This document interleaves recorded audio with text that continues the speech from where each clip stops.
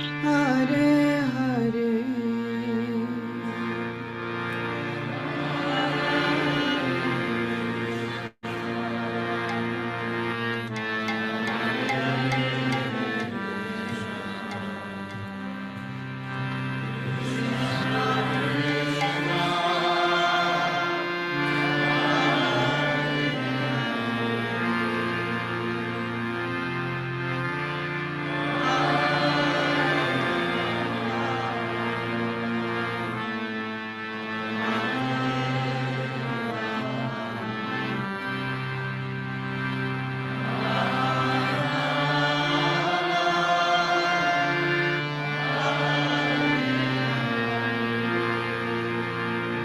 Hare Krishna, Hare Krishna, Krishna Krishna, Hare Hare, Hare Rama, Hare Rama, Rama Rama, Hare Hare.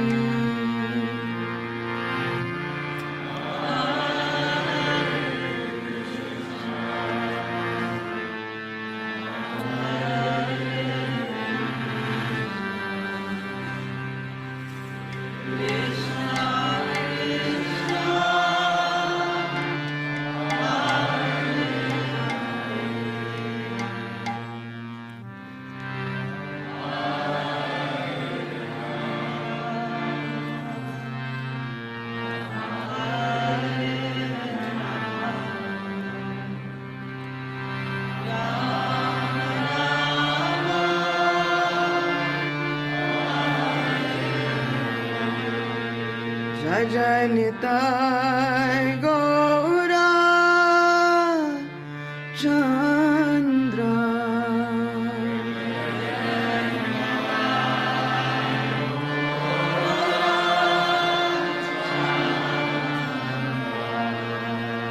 Jai Jai Nitai Gaura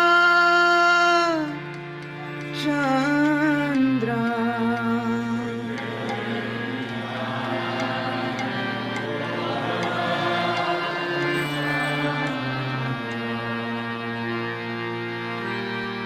Hare Krishna, Hare Krishna,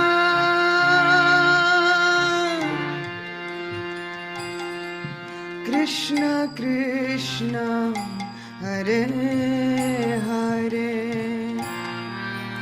Hare Rama, Hare Rama,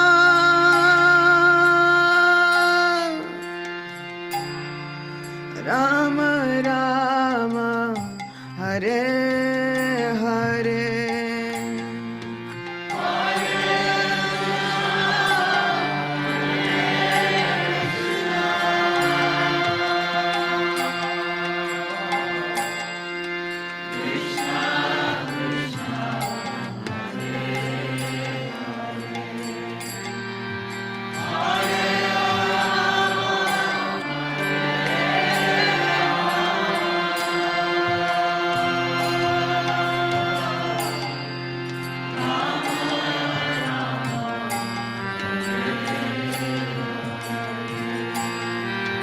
Hare Krishna, Hare Krishna,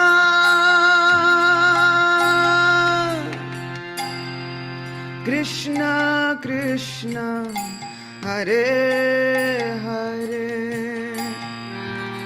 Hare Rama, Hare Rama,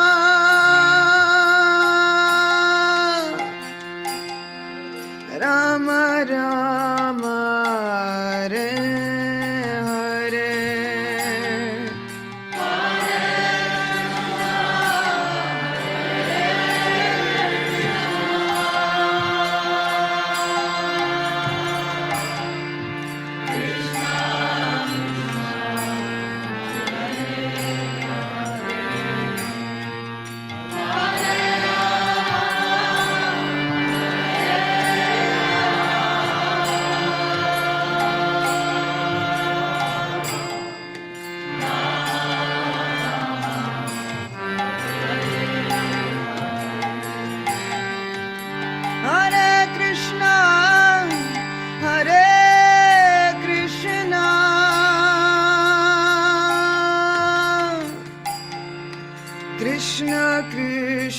Hare Hare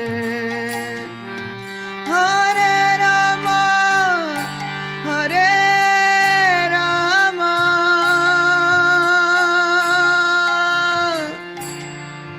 Rama Rama Hare Hare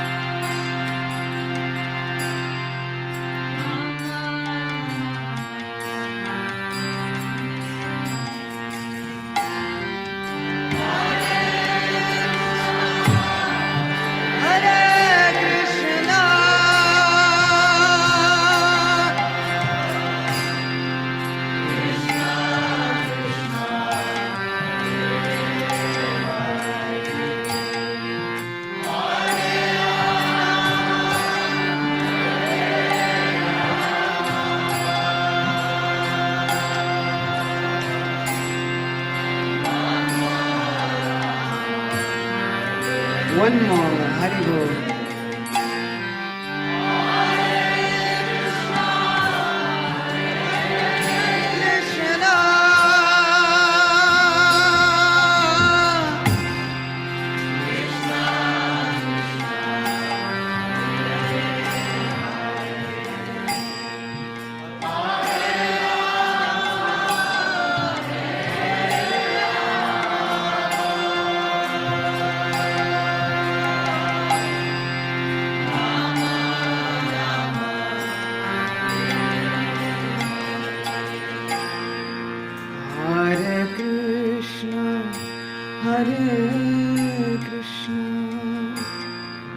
Krishna Krishna Hare Hare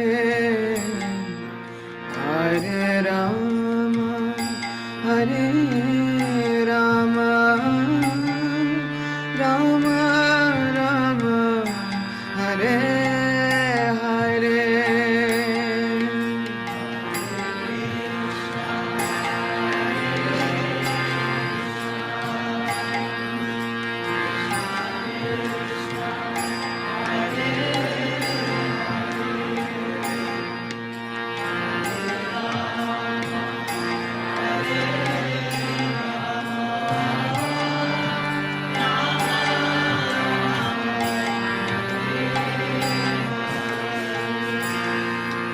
Hare Krishna, Hare Krishna, Krishna Krishna, Hare Hare,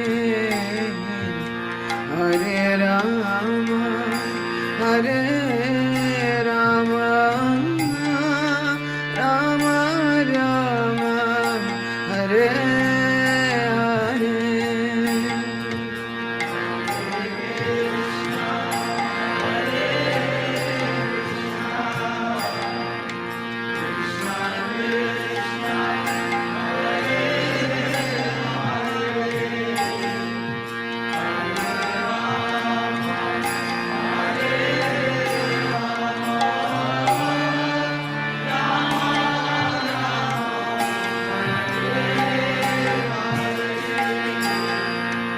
Hare Krishna, Hare Krishna, Krishna Krishna, Hare Hare, Hare Rama, Hare Rama, Rama Rama, Hare Hare.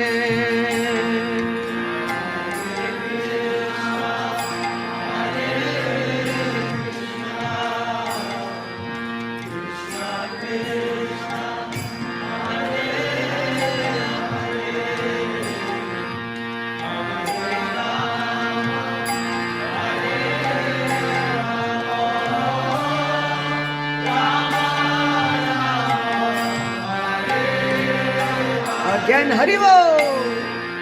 Hare Krishna, Hare Krishna, Krishna Krishna, Hare Hare,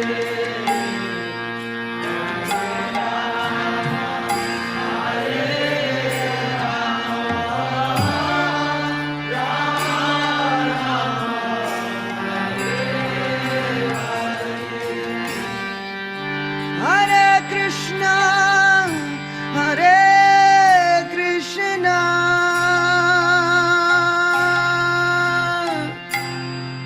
Krishna Krishna, Hare Hare, Hare Rama, Hare Rama,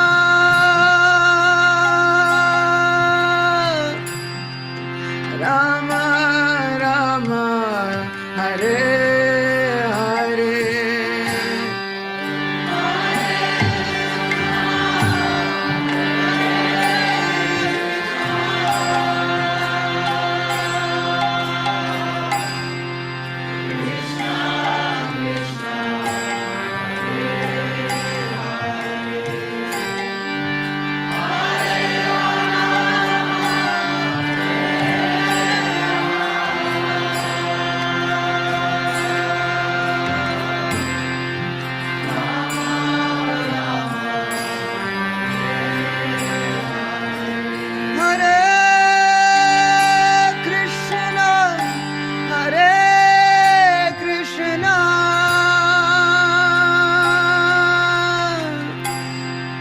Krishna Krishna, Hare Hare,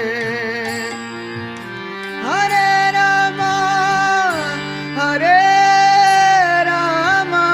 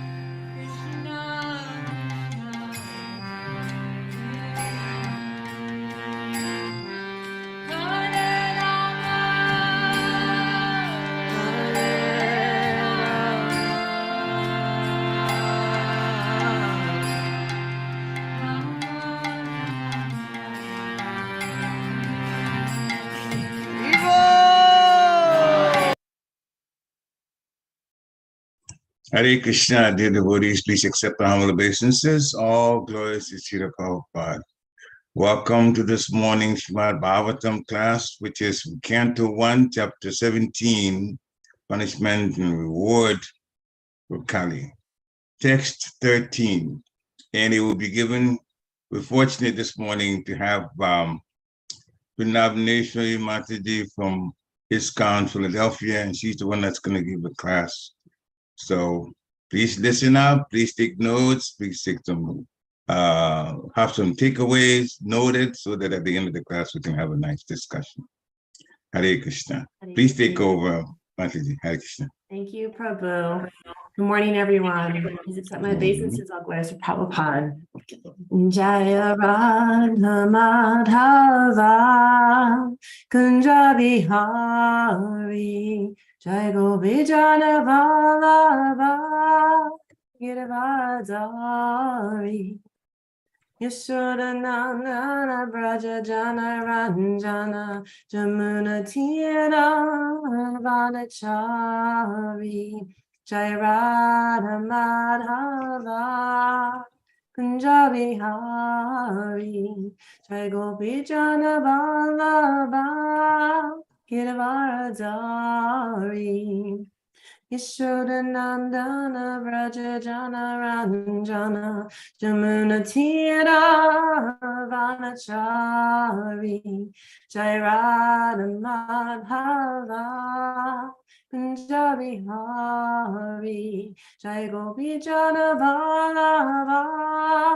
Giravardhari Yashodanandana Vraja Jana Ranjana Munatira Vanachari Hare Krishna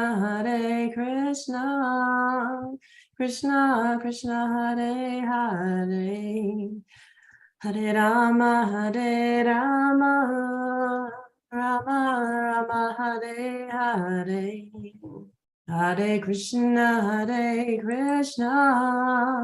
Krishna Krishna Hare Hare Hare Rama Rama Rama Hare Hare Jayam Vishnupad Paramahamsa Parivrajikacharya Astatari Satas Divine Grace A.C. Bhaktivedanta Swami Srila Prabhupada Ki Jai. Jayam Vishnupad Paramahamsa Parivrajikacharya Astatari Satas Divine Grace Srila Bhaktisiddhanta Saraswati Thakur Srila Prabhupada Ki Jai. Anantakota Vaishnava Vrinda Ki Jai. Namacharya Srila Haridas Thakur Ki Jai. Prem Sikaho Shri Krishna Chaitanya Prabhu Nityananda Shri Advaita Gadara Shri Vasati Gaur Bhaktivinoda Ki Jai. Radha Krishna Gopa Gopinath Shamakun Radhakun Girir Govardhan Ki Jai. Maya Pradam Ki Jai. Radham Ki Jai. Shmuda Devi Ki Jai. Ganga Devi Ki Jai. Tulsi Devi Ki Jai. Transcendental Bhakti Distribution Ki Jai. ISKCON Harrisburg Ki Jai. Samaveda Bhaktivinoda Ki Jai. Gauravanande. All glories assembled devotees. Hare Krishna. All glories assembled devotees. Hare Krishna. All glories assembled devotees. Hare Krishna. All glories to Shri Guru and Shri Gauranga. Hare Hare. Nama Om Vishnu Padaya Krishna Prasaya Bhutale Srimati Bhakti Vedanta Swaminiti Namane Namaste Saraswati Devi Gauravani Pracharane Nirvishesha Shunyavadi Pasyata Deshatarane. Om Namo Bhagavate Vasudevaya. Om Namo Bhagavate Vasudevaya.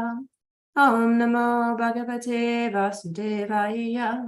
Narayana Namaskrita Naram Chaiva Narottama Devam Sarasvatim Vyasyam Tato Jayam Adiryat Nasta Prayashu Bhadreshu Nityam Bhagavata Sevaya Bhagavati Utamashloki Bhaktir Bhavati Naishtiki. So we're reading Bhagavatam, Canto 1, 17th chapter, verse 13. So I'll read the verse 3 times, and then you can take turns repeating it. Akyahi Vrishya Badram Va Sadunam Akrigastagasham Atmavairupya Kartaram Parthanam Kirti Dushanam. Akyahi Vrishya Badram Va Sadunam Agratagasham Atmavairupya Kartaram Parthanam Kriti Dushanam.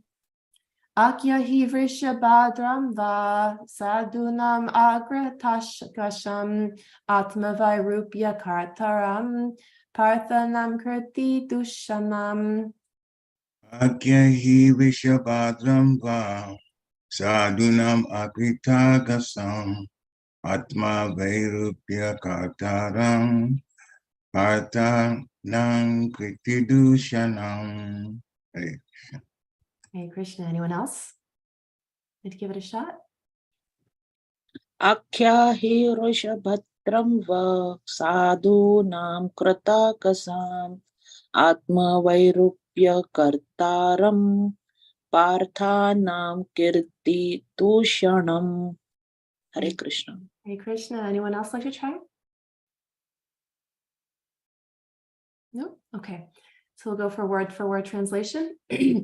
Akyahi, just let me know. Vrisha, oh bull. Badram, good. Vaha, for you. Sudunam, of the honest.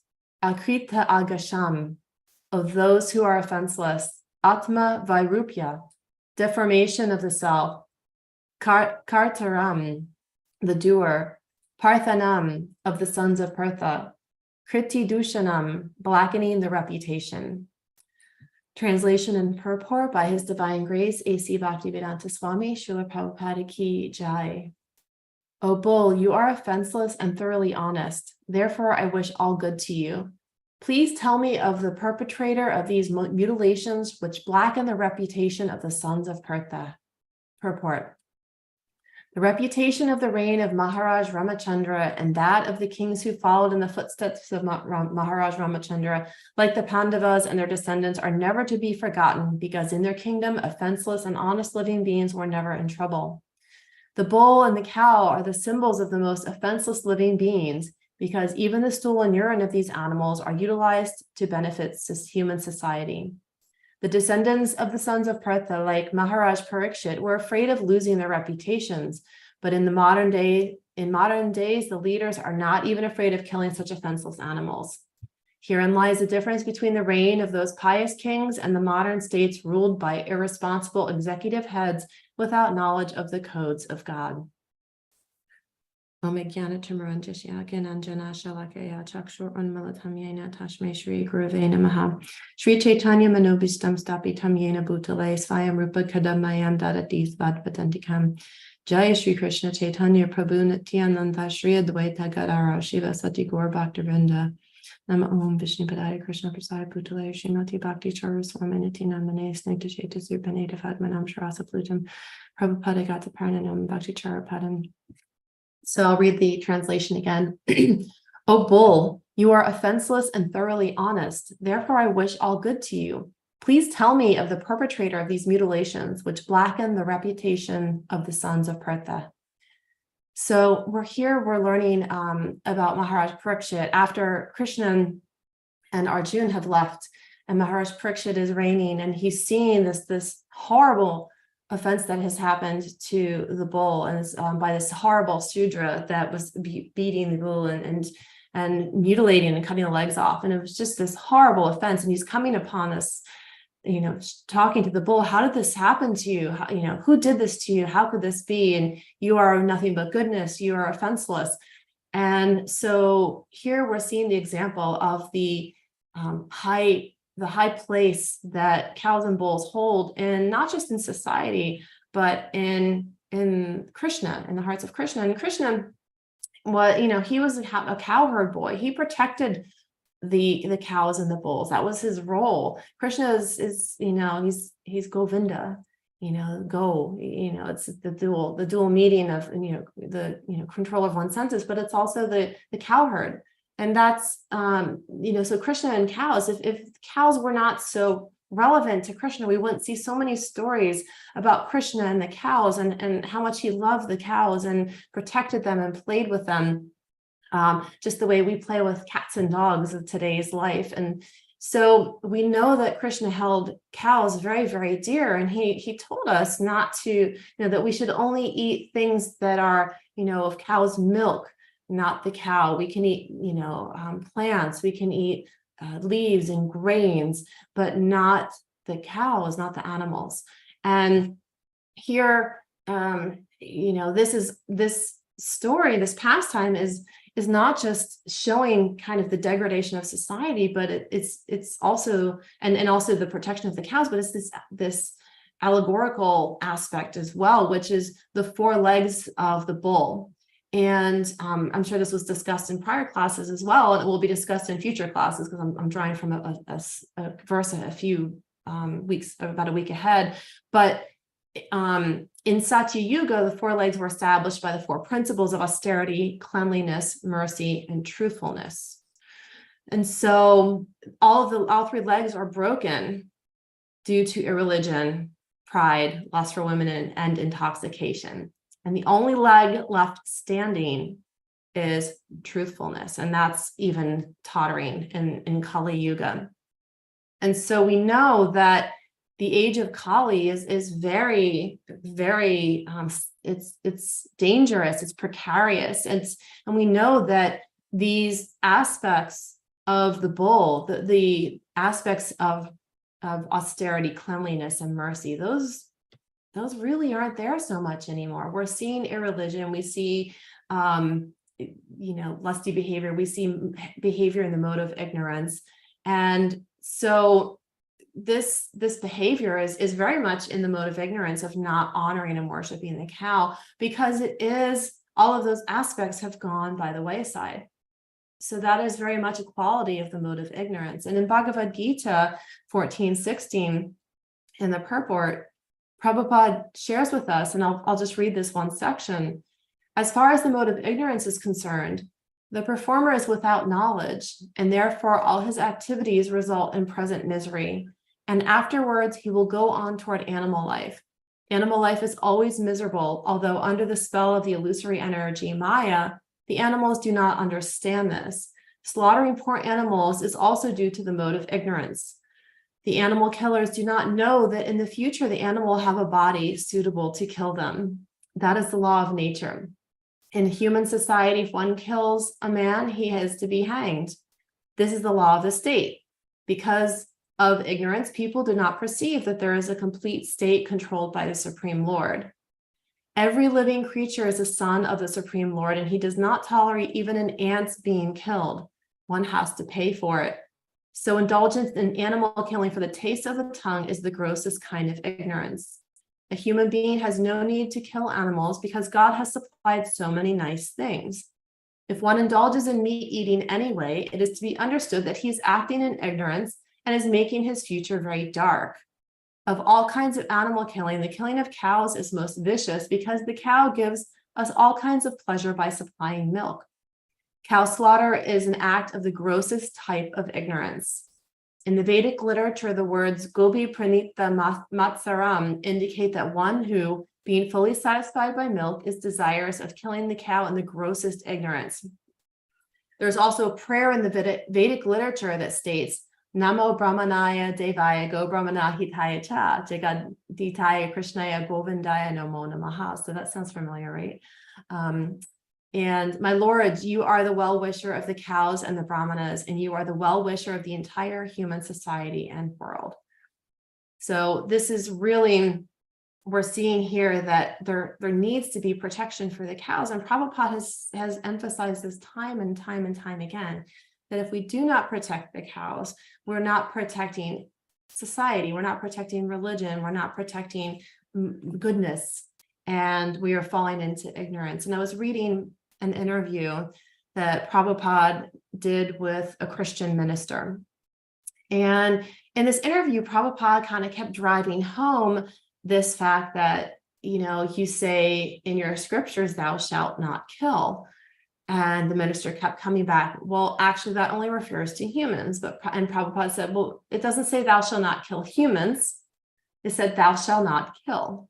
And he said, but humans are elevated. And this is the minister, the Christian minister said, well, no, humans are elevated beings. That verse truly does refer to just not killing humans. And Prabhupada said, well, then it would say, thou shalt not kill humans. But Prabhupada said it doesn't say that. And then the minister came back, well, how should we eat? And Prabhupada said, there's plenty to eat. You have milk of the cow, you have grains, you have, vegetables and fruits. Why do you need to kill this cow? And so there was just this, the priest just kind of kept going back and forth with him, but he said, it kept just kind of going back to this point. Well, it says thou shalt not, but humans are the most elevated. And then one of the Prabhupada students said, well, I think that in Christian religion, they're coming from the perspective that only humans have a soul and that animals don't, and then it's okay to kill an animal because thou shalt not kill killing only refers to something with a soul. And then Prabhupada, of course, came back and said, of course, animals have souls. How can they live? Animals have a spirit soul. They're just like all of us. They just don't have the same faculties as humans. And so it was kind of an interesting circular argument. And I think, ultimately the priest kind of backed down a little bit, but he was very reluctant to let go of his view that thou shalt not kill only related to humans. And so we live in a very Christian society. Of course, we can probably see that. That this idea is very pervasive, and we can see the degree to which cow killing has become such an atrocity with the factory farms and the sheer cruelty that we can see that's cast upon animals in general, especially animals that are considered farm animals, that are considered animals that part of the food chain. And so this has become a very, very dark time. In the terms of how cow killing and lack of animal protection has really caused a degradation in society. And you can see, when people, they're eating this meat and they don't even realize where it comes from. There have been documentaries out there that have, had an influence on people, but I think there's people that don't even want to watch them that are meat eaters because they're afraid. But there's definitely different documentaries out there. Cowspiracy was one that was out a while back. Cowspiracy was a documentary that was talking all about the factory farming. And it was actually, people have become so disconnected from their food to the point that they just buy things off of a shelf. It's nice and neatly packaged in some saran wrap and, a foam backer. And they buy their meat, and there's no picture of a sweet little cow sitting on the front of that, of that wrapper. It's just like 0.5 pound, $8.99. There's nothing there indicating where that meat actually came from, And I think if there was a picture and it said this little cow named, Sarabi lived a life and got its head chopped off and then got put through a horrible factory and ground up. And here you go, have this to eat. I think people might actually think twice about it because they're so detached. They're ignorant. It's more than detached. It's a willful ignorance. They don't want to know. They don't want to know where their food comes from. And because once you start knowing, you can't unknow. And it can start to get into you. I personally grew up on a farm. So I grew up on a traditional farm where, this was very much part of my upbringing, and seeing animals slaughtered. It's a very interesting thing to have, come into this life with this background and to, come into where I am now. My dad's very much struggled for many years, the fact that I became a vegetarian, but I think after a while he understood. But his whole thing was, well, you watched, you knew where your food came from, and I was like, and I didn't like it, Dad. I said I didn't like that I was able to play with the cows in the barn, and I knew that cow was going to be on my plate, in a month. And that made me very sad, and I didn't like to eat the meat. Even as a child, I put up a fuss, and so even with that knowledge, I was forced to eat meat, because there was no other option, right? my father didn't have a grasp. He was a country farm boy. He wasn't going to let his daughter become a vegetarian on his watch. So this was something I kind of just lived with as a kid, this strange understanding of being on this farm and seeing these animals and then knowing that they were also food. So in one sense, I almost feel grateful for that experience because at least I had a connection to understanding where my food came from. And I made a decision to say, I don't want to eat that. I don't want that cow I want that cow to live. But I think so many people do become very disconnected, and they never were connected. And the same thing, even with fruits and vegetables, we're part of the CSA in Gitanagari this year. And it's very nice knowing where our food's coming from and that it's grown with the cow dung of the sweet cows there in Gitanagari, and that it's organic, and we know it's being grown by devotees, and it's really nice to know that our food's coming through that channel as opposed to just through the regular grocery store chain on a truck. God knows how early it was picked and it's ripening on the truck or ripening in transit. So we know that we have very fresh food this summer because we're part of this CSA with Gitanagari, which I definitely recommend doing in the future. It's a lot of vegetables. You might end up having to give some away, but it's amazing. It's really a beautiful thing to have access to that food. So going back to the verse for today, we know that this is in ignorance. And so I'm going to go back and jump into the purport I was reading from Bhagavad Gita for a minute and kind of continue the thought. So cow killing is the mode of ignorance. And there's the verse, Namo Brahmanaya Devaya, Go Brahmana Hitaya Cha, Jagat Hitaya Krishnaya Govindaya Namo Namaha. My Lord, you are the well-wisher of the cows and the Brahmanas, and you're the well-wisher of the entire human society and world. So if Krishna were not the well-wisher of human society and cows, he wouldn't have provided some food source for us, which did not involve cow killing. So he did. He provided plenty of food sources for us that do not rely on killing animals. And Prabhupada goes on to state that the Brahmanas are the symbol of spiritual education and cows are the symbol of the most valuable food. These two living creatures, the Brahmanas and the cows, must be given all protection. That is real advancement in civilization. So, but Prabhupada's saying in modern society, spiritual knowledge is neglected and cow killing is encouraged. So we're advancing in the wrong direction. So it's not even advancing, we're just going in the wrong direction. We're clearly going down the wrong path. 3 of the legs of the bull are gone. We're tottering on the leg of truthfulness. So we're really, really in a precarious, very precarious situation here in society, to the point where, we're seeing the effects of all of this. We're seeing, just wars, which have always existed, but, we're seeing factory farming, we're seeing the falling of our food chain, that the food chain and especially in this country has become so degraded. Don't get me started on my soapbox about, because this is part of my profession, is to understand kind of the food chain and where things are coming from. And Europe won't buy a lot of our food products because we can't export a lot of things to Europe because of the factory farming that we do. So they won't buy even our meat products. They don't like to buy a lot of our corn products and our grain products because of all of the very, very poor and very dangerous techniques that we use here in the US for growing and bringing food to the grocery store. So Europeans are very wary of our farming practices here because they're very dark.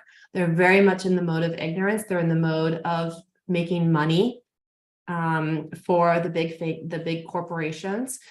They are not in the mode of making sure that they're bringing the healthiest, the highest quality food to the table. So this is very much a sinister situation that we're facing here in our country. Just even looking at our food chain and how degraded things have become here. In the U.S. particularly, we can see the falling of society. So it's very much a problem.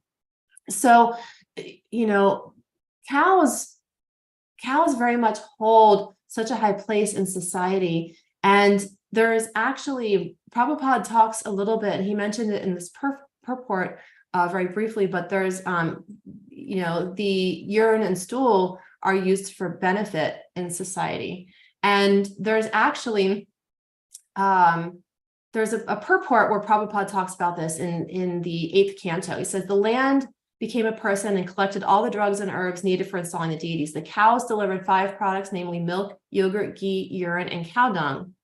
So the Panchagavya, the 5 products received from the cow, namely milk, yogurt, ghee, cow dung, and cow urine, are required in all ritualistic ceremonies performed according to Vedic tradition because they're uncontaminated, because cows are pure. Now, interestingly enough, there have been a number of scientific studies done on this Ayurvedic process of the Panchagavya. So it's actually been thoroughly studied, and articles have been written and published in scientific journals about this Ayurvedic tradition of the Panchagavya. And so I found one here specifically. There's kind of a graphical, a graphical depiction of the benefits of all of these 5 products from the cow. And, there's the agricultural uses is that it increases soil fertility, it promotes worm growth, you can use it for organic manure, you can use it for the preparation of herbal toothpaste. And then the medicinal effects of these cow products are as antifungal, antibacterial. They're good for the skin, they're good for the lungs, they're good for vision, they treat boils and rashes, they treat psoriasis and eczema. And then there's also additional health benefits. They're blood purifiers, they improve the digestive system, they improve the immune system, and they nourish the hair. So that's a lot. I mean, that's a lot of benefits from those 5 products of the cow. And like I said, there's actually I found multiple studies on the Panchagavya therapy because it's recommended for so many things. So just here are some diseases that this particular therapy is recommended for. And maybe some of you, I'd be curious to hear when we go into the discussion mode, let me know if you've had this particular therapy done. So it's used for asthma, flu, allergies, cardiovascular disease, renal disorders, rheumatoid arthritis, leukoderma, wound healing, hepatitis, dietary and gastrointestinal tract disorders, obesity, tuberculosis, ulcers, chemical intoxication, bacterial, fungal, and viral infections. It's also been demonstrated to have protective effects against cancer, AIDS, and diabetes. So that's a pretty thorough covering of things that it's doing in the body. So, if you're ever stuck with a healing process, maybe find a really good Ayurvedic practitioner or go to India and consider the Panchagavya, because there's a lot of potent treatments. I know a couple of my friends are Ayurvedic practitioners, and they swear by the different products of the cow. Sometimes there might be just a treatment straight with just cow urine. Sometimes there's a treatment with just cow dung. Sometimes it's just taking the milk from the cow and doing specific treatments around that. So there is a lot of different applications and ways that you can use these 5 products of the cow. So here, like I said, we're seeing in this purport that Maharaj Parikshit is talking to the bull. He's saying, please tell me who the perpetrator is. The cow has so many benefits, and the benefits are beyond, the benefit of the cow is not as food, like actual food. The benefits of the cow are it provides milk, which can be made into yogurt and ghee and curd. And so there's so many other things that the cow is producing. Why do you want to kill the cow to eat the meat when the cow produces so many things on its own that are so much more nutritious and so much more beneficial? Cow's milk is full of nutrients. if you can tolerate it. I'm one that doesn't always do so well with cow's milk, but if you can tolerate cow's milk, then it's filled with wonderful nutrients. And here, Maharaj Parikshit was concerned because under his reign, this very degrading situation was happening. And he was very concerned for the reputation of him and his descendants, because he's come from such a purified lineage that, the reign of Maharaj Ramachandra, he's coming from such a purified lineage that they were, exemplary. They were exemplifying being the perfect king, the perfect ruler, the perfect example of a human being. And their kingdoms were without flaw. Their kingdoms, there was no cruelty. There wasn't this type of offense being made against cows. And so Maharaj Parikshit is becoming very agitated by this situation. Of course, he's seeing not only that this is happening under his reign, but it's a very dire sign of things to come. It's very dark because Krishna has left and Kali Yuga has activated. And this is the beginning of a very dire time, a very dark time. Kali Yuga, we know, is the last of the 4 yugas.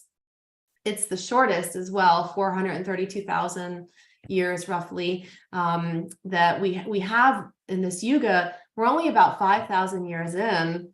And if this is the worst yuga of all, and it's only getting worse, it's only getting more degraded, then things are going to get worse, which is kind of scary to think about, because things are already pretty bad. I mean, we're just seeing everywhere we look, there is just violence. And, there's fights breaking out. There's racial tensions. My husband was just telling me this morning about the situation that happened in Alabama. There was a major brawl that happened. It was racially generated tension. It was awful. It was awful. And it really, it just breaks my heart to see all these things happening. And yet at the same time, this is what we're stuck with in Kali Yuga. And so when we're seeing the degradation of society, Prabhupada says here even that in today's world, leaders don't care. They don't care whether or not their reputation is marred. Well, I mean, some do. Some definitely don't want to be seen in a certain light or indicted or, without getting too deep into politics. But, certain rulers and leaders, they don't see themselves as having fault. They don't see themselves as doing wrong.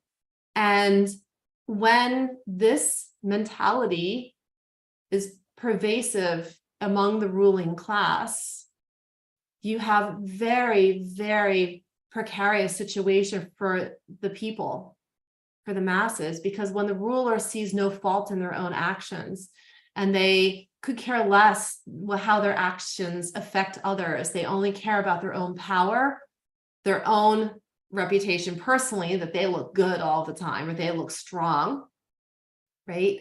Then we're seeing how they're not caring for society. They're not taking care of animals and the welfare of humans, the welfare of anybody, except for their own welfare. And this is really the degradation of society. It is not a progression at all. It is a degradation of society. And the examples of this are endless. There's endless amounts of examples of this situation and how things are unfolding here in the world.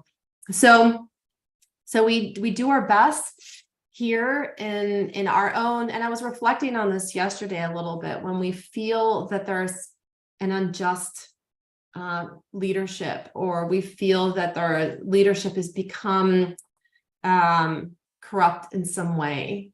How do we deal with that when we don't have we're not empowered to, we're not empowered to really make the biggest change?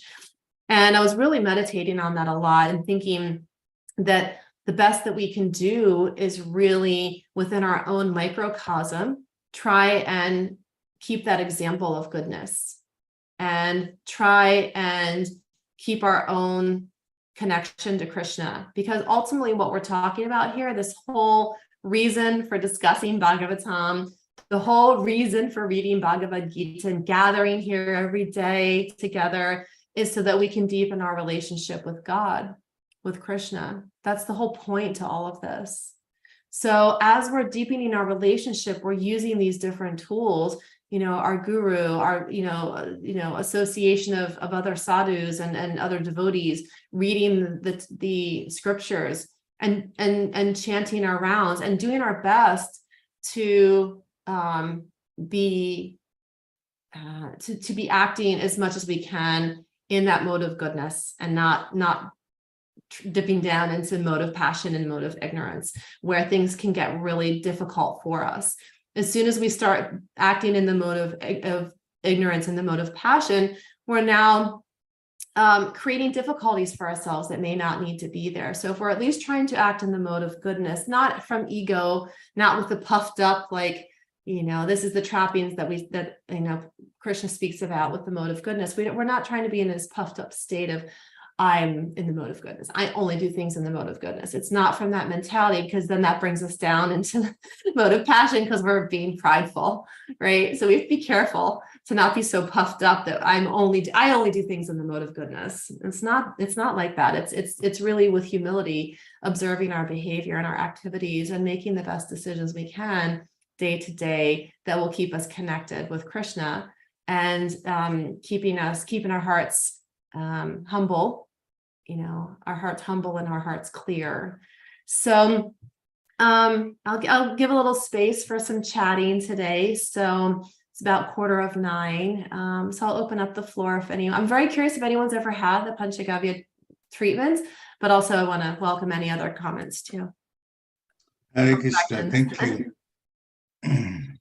Thank you very much for this class. It was very practical and definitely, what you've talked about in Ayurveda and also in Panchagavya, the milk, yogurt, ghee, cow dung, and cow urine, those 5 ingredients.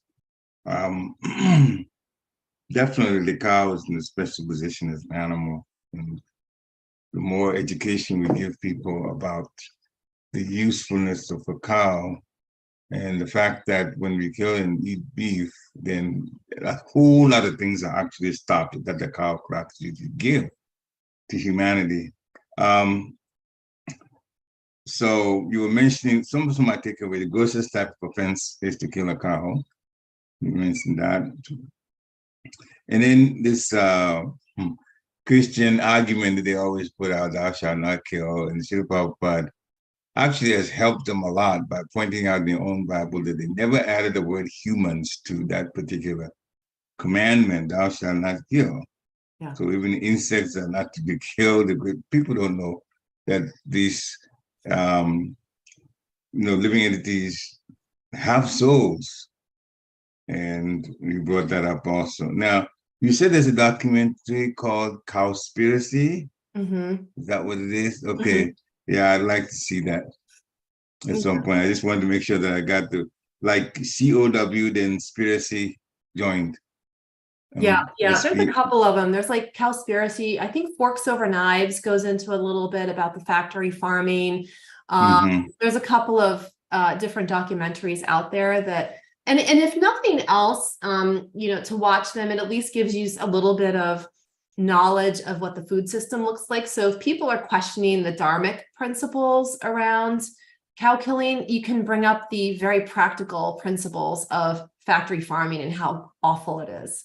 And that alone might, might catch someone's attention, because sometimes dharmic principles, become a little bit too heavy for people, or a little too esoteric sometimes, and they're like, well, does that apply? But when we bring principles to the table that are more materially based in some sense, to say that, well, watch this documentary and see for yourself, this is what cows have to go through. The cows are petrified, they're absolutely petrified they're having to go through these horrible, like, channels to walking, and they're terrified. And so just giving them that understanding of how much their suffering is being put upon them. And, it's interesting because, people love their pets, their cats, their dogs, whatever pet they have, they would never think of eating. Right. But That's yet, true. but they've designated cats and dogs as pets, but because they in this society, they haven't designated a cow or even like a pig or a chicken as a pet, then it's free. It's free for all. And that's where we get, and yet dogs and cows are very similar, actually, in their behavior. Yeah, unfortunately, people are so ignorant at this point. You mentioned, before I go on with other questions, is there anyone else that wants to, unmute themselves and share a takeaway or ask a question, or even put it in the chat if you want? We can do all of that, look at it and read it and so on. So please, open up and join the conversation if you so choose. Yes, Hare please. Krishna. Anyone else wanting to talk? Okay, so while you're thinking about it, I have something else, Vrindavaneswari today. You mentioned CSA going on in Girinagri. I didn't even know that was on there. I knew about CSA when I came to Girinagri because my god brother attended a seminar for it, and God Brother Saracha, and he wanted to set up CSA to Girinagri. So many things were being done at the same time, so didn't quite get started with it. Although he grew some vegetables and we were able to harvest them. Yeah, the quality of vegetables are excellent in Girinagri. And if you get them from Girinagri, they don't have any kind of chemicals put in them or anything. Yeah, so just like the cow milk is also. How much is it to join CSA? So I think we paid $450 for a half share. I think it was $850 or $900 for a full share, and a half share for two people is a lot. So we definitely realize what's a lot of food for us, but we're gonna, we love it. So 450, and this is gonna go for what, a season, a year? What? June through October. June through October. Okay, so that is the time.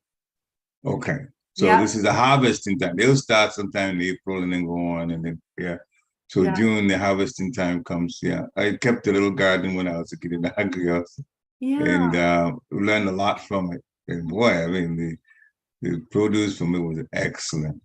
So that was also land that had been used by cows, and they had, so it was already fertilized with the cow dung when we got it, and it was wonderful. It was wonderful. Panchagavya. Okay, I'm gonna. And you went through a number of treatments. I read with these Panchagavya. Can you send that list somehow? Oh yeah, I'll put it in the chat. So it's a study, a scientific study on NIH. So in my field, I'm always looking for looking up scientific research. This one, oops, I think I put it straight directly to you. I'll put it to everyone. So this is actually a study that was done. There's multiple articles that were published on this, but this one, if you click on the link, there's actually, if you scroll down just like a quarter of a page, you see the graphic there. Okay, I've just saved in my word. Later on, okay. It's very interesting because I think that Ayurvedic practitioners are trying hard to get recognition for some of the treatments that have been done for thousands and thousands of years. So they're the only way to get any kind of traction in Western medicine is to publish a study. or else it's not legitimate. And so you're seeing a lot more studies being published about Ayurvedic treatments, herbal medicine, food, yoga, because in our society, we want to see, proof, 5,000 years isn't enough proof for you, but they want proof. So, so the studies are coming out now that are showing some of the benefits of these Ayurvedic treatments. So.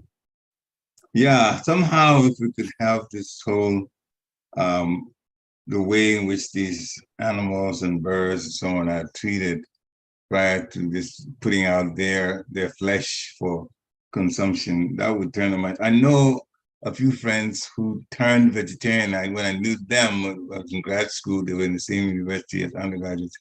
They were not vegetarian, but when I met them later on in life, they had turned vegetarian. The reason was that the cruelty in animal killing is what changed their minds. They were not Krishna conscious or anything, but just the way that, so it's quite true that if we had a label on there with the cow with the head chopped off, and some people would just flip out and say, no.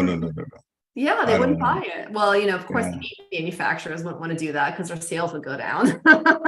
Yeah. But true enough, people just get desensitized to what the cruelty is to the animals because of the way the flesh is packaged. And it is a small part of it, and there's so much of plastic around it, and you just look at the cost and boom, you just go pay for it, and that's that. Yeah, but it's wonderful to see how much vegetarianism is really taking hold. In fact, veganism, it's really quite a movement. They in Phoenixville, right out near me, they had a whole vegan fest last weekend. I was out of town, I didn't get to go, but a friend of mine went, and she said it was amazing. There was like thousands of people at this vegan fest. So that just goes to show you like the interest, the groundswell that's been building over the last couple of decades toward a vegan lifestyle. There's so much, people are getting really tired of the food system, and people are starting to realize the animal killing and the health benefits of veganism for most people. It's or vegetarianism even. And so we're seeing a lot more people going that direction. There's more vegan restaurants, there's more vegan food. You can, even like a Beyond Burger, it's very processed, but that's for the benefit of meat eaters to make that change. So slowly. We'll see. Yeah. We'll see. The whole point is big business wants to get behind something. If they can make money, then they say, oh yeah. I don't care. They're like, we'll just whatever the people want, as long as we can make money off of it, just like gluten-free. Gluten-free is really big now. So you can get really good gluten-free bread now and pasta that I've been gluten-free for a long time. And when I started a gluten-free diet, it was awful. But now manufacturers realize how much money they can make off of it. So it's all about the almighty. What's bad about gluten? People just... Well, for some people like me, it's very inflammatory to the system. So without getting into I could do a full hour-long nutrition discussion now. Switch gears into a nutrition workshop. But gluten has some compounds in it that actually can increase inflammation in the gut. Okay. So, in small quantities, the average person can tolerate it. But the problem is that gluten is oftentimes made with GMO grains, like genetically modified grains. And they use a lot of pesticides on wheat. It's a high spray item. So even if you're getting organic, you might be getting grains that were genetically selected for growability versus digestibility. And those compounds that were probably not as present 150 years ago, because those compounds actually make the plant more hardy and more bug resistant, they actually are very damaging to our gut lining. So 100 years ago they didn't grow as much wheat because there weren't as many people, but so they didn't, the strains were more digestible. But now the grains are very hard to digest for a lot of people, especially people that don't have good strong digestion to begin with. So Mm. like me. So yeah. And it definitely, whenever I eat gluten, it just, all of my inflammation is just like, my body's on fire. Boy. Yeah, that's Kali Yuga, huh? It's Going called, on you and on and can't even on. eat bread, man. Yeah, going after everything. Makes it tough. Makes it Yeah. tough for sure. So anyway, yeah, that's, but fortunately, things are progressing in one sense, that more people are starting to become aware. And I think that Prabhupada coming here back in the 70s, in the 60s, I think was a starting point to bringing vegetarian here. I really do think that. Good. Yeah. Anyone with some comments can jump in now. Great. Oh, Danny? Okay, I don't see anyone who's unmuted.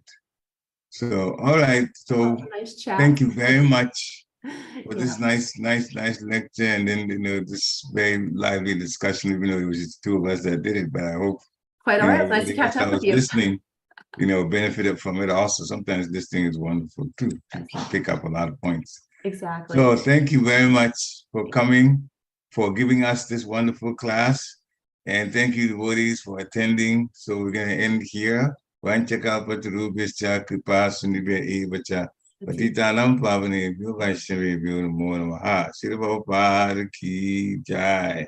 Thank you, everybody. Have a nice rest of your week. Hare Krishna. Wonderful day. Hare Krishna. Hare Krishna. Jai. Glory Srila Prabhupada.